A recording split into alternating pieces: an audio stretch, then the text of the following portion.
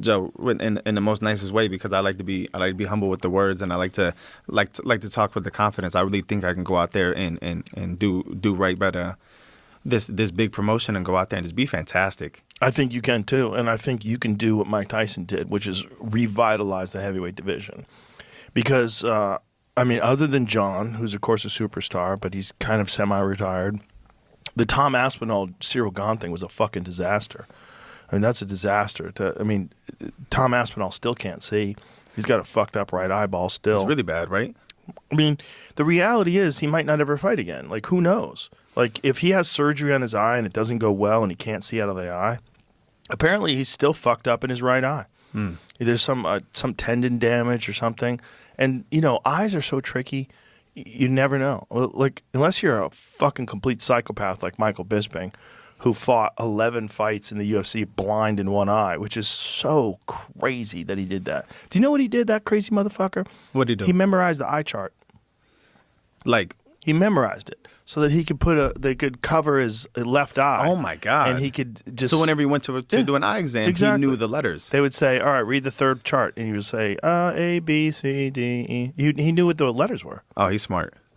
He's crazy. He's smart. Couldn't fucking see out of one of his eyes and still fought world-class fighters. So, I think 11 fights he had, only being able to see out of one eye. Yeah. I'm not really sure how to engage with the eye talk on Tom Aspinall.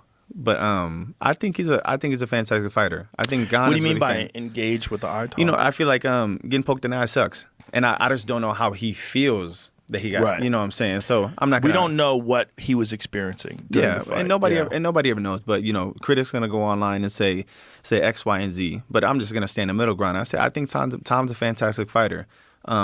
Cyril is great also, and I think a lot of them are also great also. You're gonna always say it's really shallow, and I believe it's shallow too, and I believe I can go out there and do the best I can and really dominate when I need to. But just when I see Tom Aspinall, Tom Aspinall reminds me of a guy from Turkey that I wrestled in the Olympics. He was a 2016 Olympic champ. His name's Taha Akgul. He was 6'4", same size as Tom, same build, same everything. And I went out there and I beat him 8-0. And I was in his face for that 6 minutes, and I let him know that I was here. And I feel like in that instance, that's when the tides change. And I feel like with a guy like Tom, I think I look at him as like a guy like Taha Akgul. He's on top.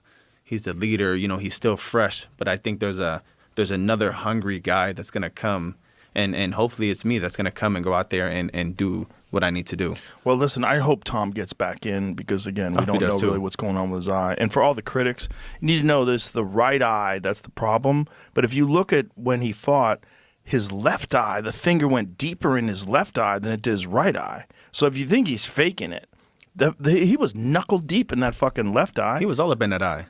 Yeah, I mean, it's horrible to see. To undergo multiple eye surgeries. And God, that's horrible. By the time a statement goes out, I'll probably have surgery on one eye already. Next surgery is coming mid-January.